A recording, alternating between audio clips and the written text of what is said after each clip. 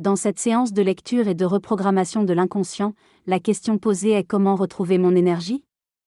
L'orateur se sent vide, déconnecté de la vie, comme si la vie passait à côté de lui. Il attend que la vie revienne, mais il ne sait pas comment la ressentir, comment créer la vie en lui. Il ne veut pas forcer les choses, mais il cherche quelque chose qui lui manque. Il a l'impression de ne pas être choisi par la vie, comme s'il y avait quelque chose qui lui échappe. Ce sentiment est important et il va l'explorer davantage. Le narrateur utilise des métaphores pour exprimer la sensation d'une fuite ou d'une perte qui lui échappe. Il compare cette sensation à essayer de retenir l'eau dans ses mains, mais sans succès. Il ressent une soif intense, mais n'arrive qu'à obtenir quelques gouttes. Cette situation génère des émotions telles que la fatigue, la lassitude, la frustration, le désespoir et l'incompréhension. En explorant plus profondément cette sensation, le narrateur visualise une image d'un mug en terre cuite avec une cassure réparée, mais qui fuit toujours lorsqu'il y met une boisson.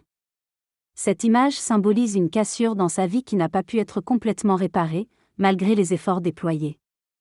Il ressent une sensation d'être plus rafistolé que réellement réparé, car la véritable réparation profonde ne dépend pas uniquement de lui. Le narrateur se retrouve face à l'impuissance de réparer cette cassure profonde et se demande quoi faire.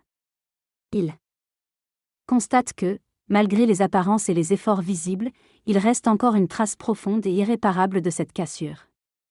Il se questionne sur la voie à suivre et se sent limité dans son action. L'idée développée dans cette conversation est que lorsque l'on est brisé, il est difficile de redevenir comme avant. L'image d'une tasse réparée mais toujours fissurée est utilisée pour illustrer le concept. L'accent est mis sur le processus de guérison, qui ne se produit pas nécessairement malgré les efforts pour réparer ce qui est cassé. L'incertitude sur la guérison résulte d'une peur de perdre son identité et de perdre encore plus que ce qui a déjà été perdu. La guérison est présentée comme un pont entre la vie et la mort, nécessitant parfois la mort de certaines choses pour permettre l'émergence de nouvelles.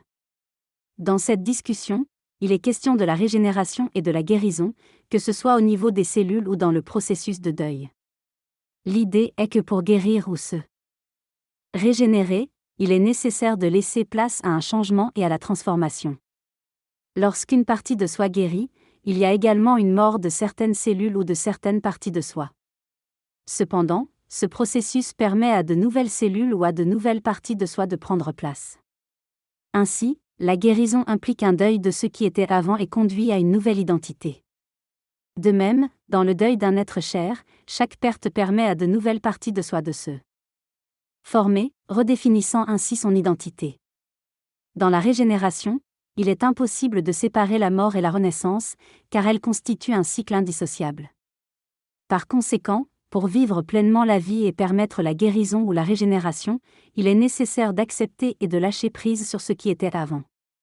C'est ainsi que l'on peut permettre à la vie de nous guérir, nous régénérer et nous traverser. La synthèse en français de cette séance de guérison spirituelle est là.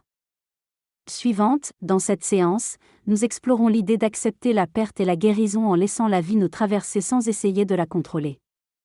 Il est important de se laisser devenir ce que l'on est en train de devenir, en ayant confiance en la vie et en étant patient. Nous libérons également des croyances limitantes telles que la croyance que la guérison est difficile, que certaines choses sont irréparables, et que nos blessures définissent qui nous sommes.